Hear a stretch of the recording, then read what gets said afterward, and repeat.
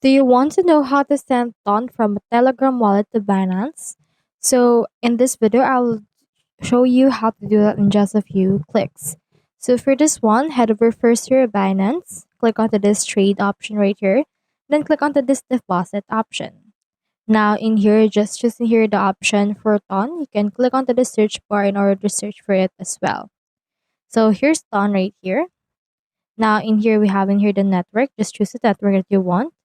And then for this one, just copy the wallet address that you have. Now, once you have copied your wallet address, you need to head over next to your Telegram wallet.